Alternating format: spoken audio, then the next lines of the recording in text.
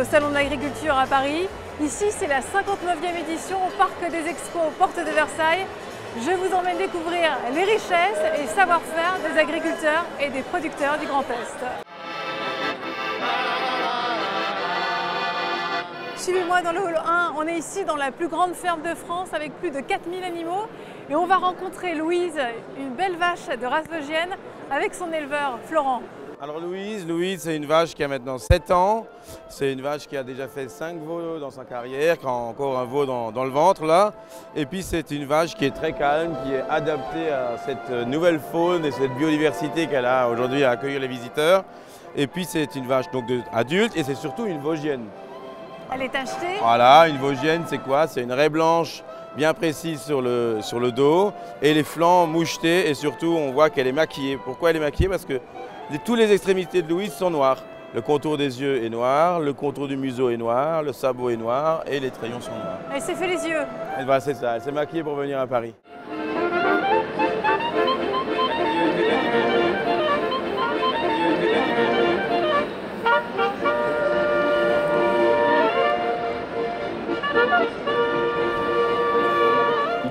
Et donc, avec Louise, avec la race vosgienne, on fait du bon lait, c'est pour faire du fromage? C'est pour faire du fromage et c'est pour faire. Alors là, on a du cœur de massif et du barcasse aromatisé à l'ail des ours. Alors, je goûte le cœur de massif. Il faut le goûter.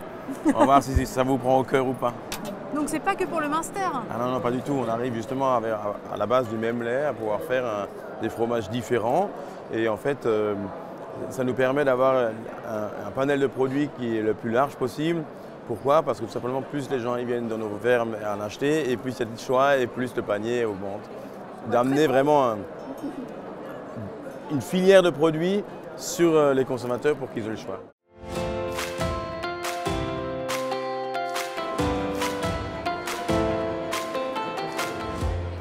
Elle a des belles taches? Oui, elle a des belles taches, elle est toute tachetée de noir. Alors qu'à côté, elle est toute blanche et là aussi. Enfin, elle est toute noire et là aussi. Ça vous plaît de voir les animaux ici? Oui. Oui. Vous êtes impressionné? Bah oui, il y en avait là-bas qui étaient énormes et là aussi elles sont gigantesques.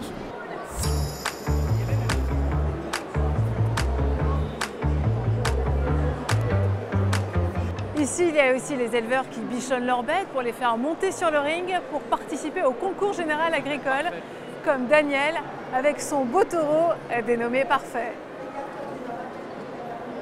Daniel, fier de votre jeune taureau Parfait? Bien sûr, très fier. Un superbe animal avec un très bon caractère. Il n'a pas encore atteint l'âge adulte? Non. À 3 ans, ils ne sont pas adultes, ils seront adultes. À 5 ans, c'est des vrais taureaux adultes.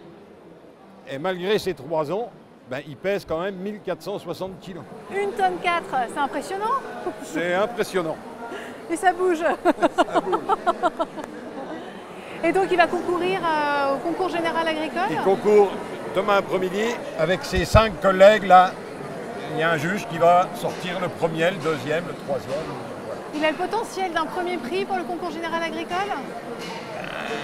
Je vais faire preuve d'humilité, je vais dire oui. Comme dit mon fils, on est en finale de Champions League. Après, il arrive ce qui arrive. D'accord, donc finale de Champions League, ça se joue demain au concours général agricole. Tout à fait. On verra si Parfait, en tout cas on souhaite le meilleur pour Parfait. Je vous remercie. Merci. On part maintenant se régaler ici dans le hall 3 à la découverte des saveurs du Grand Est. La région a investi 1200 mètres carrés pour promouvoir une centaine de producteurs. Et ici, c'est dégustation à gogo.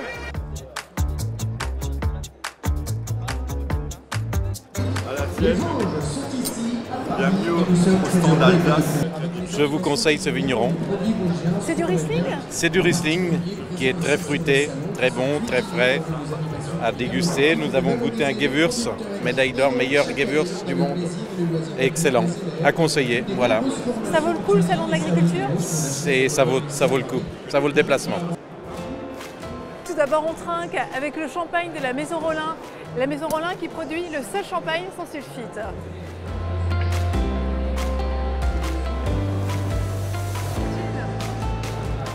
Nous produisons un champagne sans sulfite depuis 2016. On a voulu se démarquer dans cette façon de vinifier les vins pour déjà une méthode beaucoup plus naturelle Et on s'est aperçu que ça nous a apporté beaucoup d'arômes beaucoup plus fruités dans les vins et vraiment une expérience différente du champagne traditionnel. Donc de meilleurs arômes et c'est meilleur pour la santé?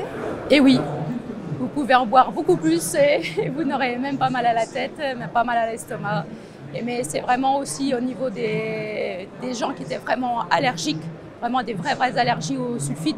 Là, ils peuvent de nouveau reboire du champagne grâce à cette méthode. Et c'est vraiment très bien. Après le champagne, on varie les plaisirs de la bière avec la brasserie artisanale Les Papilles à Antelupt, en Meurthe-et-Moselle.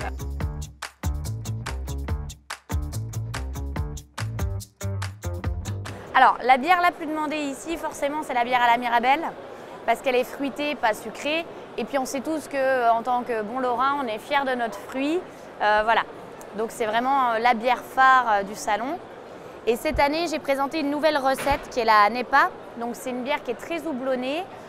Et je travaille avec des houblons là, qui dégagent vraiment des arômes en fait, de fruits tropicaux. C'est vraiment juste les houblons qui vont dégager ces arômes-là. Donc du coup, c'est l'occasion de la présenter et du coup, elle plaît pas mal. Elle est bien reçue.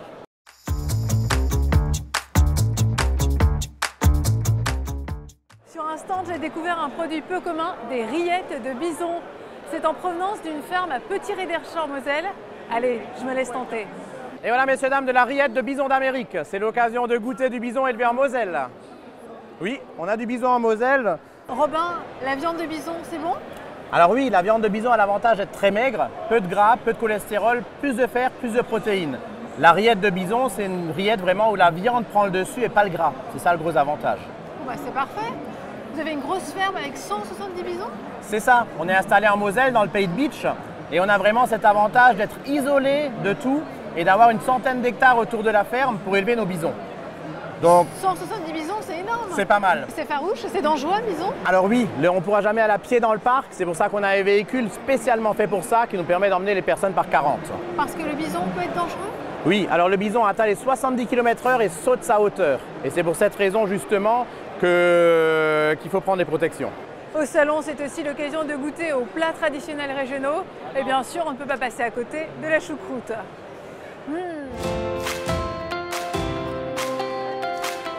C'est quoi la recette d'une bonne choucroute? Alors la choucroute, c'est en général quand on la cuisine au Riesling au Saindoux. Et après, effectivement, on l'agrémente de ce qu'on veut, de charcuterie, de poisson, de viande. Ou alors, de manière originale, on fait un mélange de spätzle et choucroute. On fait un confit de choucroute. On fait des nouveaux petits biscuits à la choucroute. Donc vous voyez que la choucroute est complètement... avec des petits mots en alsacien, voilà, un petit schmutz. C'est pour vous. Hein, c'est pas beau ça, hein? Et donc on est ici depuis trois éditions pour effectivement faire la promotion de la maison de la choucroute, le pic où on fait visiter notre établissement. Et une choucroute qui a une IGP?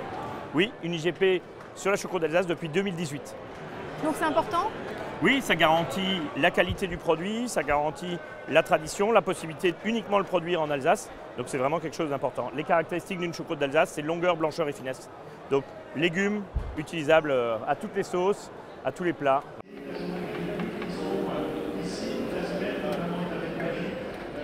Sinon, on se régale avec la cacasse à cul nu, c'est la spécialité des Ardennes. On dit que c'est le plat du pauvre. Nous, on appelait la fricassée de pommes de terre, on appelait ça la cacasse. Et le fait qu'elle n'ait pas de viande, on appelait ça la cacasse à cul nu. Alors depuis, elle a forcément été revisitée, on a remis de la viande et c'est devenu un plat complet qu'on peut servir directement au salon de l'agriculture. Donc pommes de terre, lardons. Pommes de terre, oignons, lardons, saucisses, un peu de vin blanc, de l'ail, de l'échalote et puis un roux. C'est-à-dire qu'en fait, plus elle cuit, en fait, plus elle épaissit, quoi. Et là, ça sent bon, hein, ça mijote. Hein. Ouais, bien sûr, on fait, c'est quasiment 1,5 tonne de cacasse qu'on passe sur le temps du salon. Madame, est-ce que Bonjour. vous offrez une confiserie des Hauts-de-Vosges? Avec plaisir, une petite douceur, ça fait toujours du bien. Trop gourmande, j'ai pas pu m'empêcher de m'arrêter ici au stand de la confiserie des Hauts-de-Vosges. Alors le bourgeon de sapin des Vosges est le bonbon le plus vendu parce que c'est la spécialité réellement des Vosges. Un bonbon qui est fabriqué avec une huile essentielle de sapin qui est fabriquée elle-même dans les Vosges. Et ça dégage les bronches?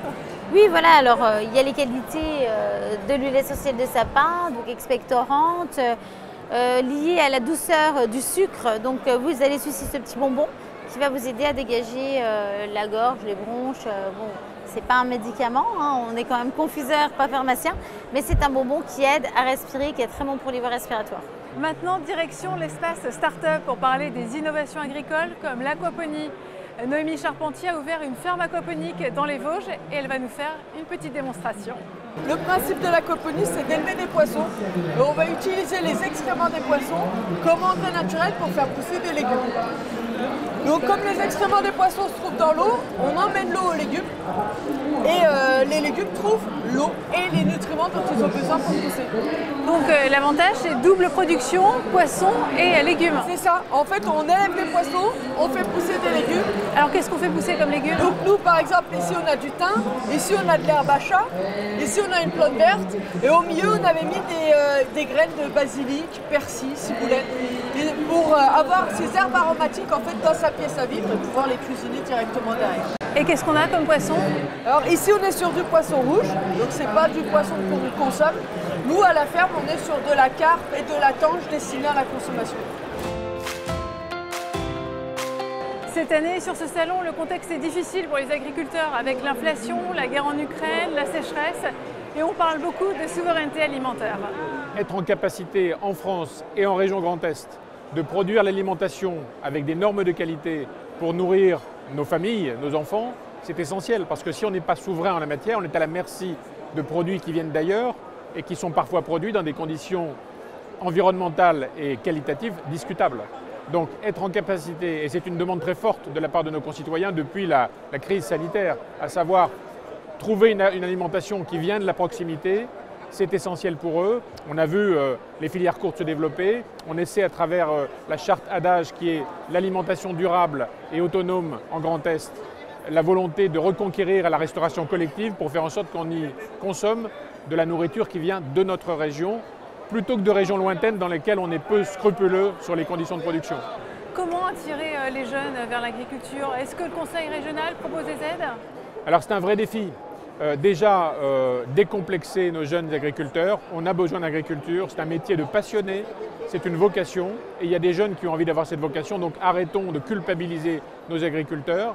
Deuxièmement, tout en maintenant un système d'exploitation personnelle, il faut apprendre à être collectif.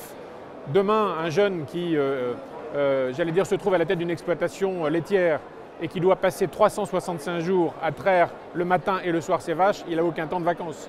Donc trouver des formules pour que 2-3 agriculteurs s'entendent, pour que quand il y en a un qui prend quelques jours ou quelques semaines de vacances, le relais soit pris par un autre. Donc apprendre à être collectif en la matière, réapprendre à être collectif, c'est un moyen que nous encourageons de toutes les sortes, de toutes sortes de manières, parce que ça peut être par la robotisation ou la technologie dans l'exploitation, c'est aussi par des formes d'entente entre agriculteurs pour se passer un peu le témoin de temps en temps et s'accorder aussi un petit peu de bon temps.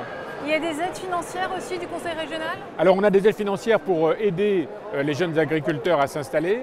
On a également signé avec la SAFER un accord pour permettre à des gens, des jeunes et des moins jeunes qui veulent venir dans l'agriculture mais qui n'ont pas bénéficié d'une transmission foncière, donc de terre, la possibilité de s'installer. Ça c'est assez nouveau, je crois que c'est la première région en France à le faire. L'idée c'est de permettre à des gens qui ont envie d'une reconversion, qui ont envie de retourner vers la nature, qui ont envie à 40 ans ou à 45 ans de devenir agriculteurs. Ça existe, il faut les encourager.